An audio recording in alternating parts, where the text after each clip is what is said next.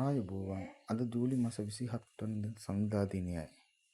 අද දින ඉර උදෑසන 6:04ට සිදුවන අතර ඉර බැසීම පස්වරු 6:30 පමණ වේ. දවස ආරම්භ වන විට කටක ලග්නය උදා වී ඇත. කේතුට අයත් මූල නැකත 10:28ට අවසන් වන අතර ඉන්පසු සිකුරුට අයත් පුවසල නැකත මුළු දවස පුරාම ක්‍රියාත්මක වේ. පුර තෙලස්වක තිථිය පස්වරු 4:15 දක්වා පවතින අතර ඉන්පසු පුර තුදුස්වක තිථිය මුළු දවස පුරාම ක්‍රියාත්මක වේ. මෙම දිනය කෝණ මාසයට අයිති නොවේ.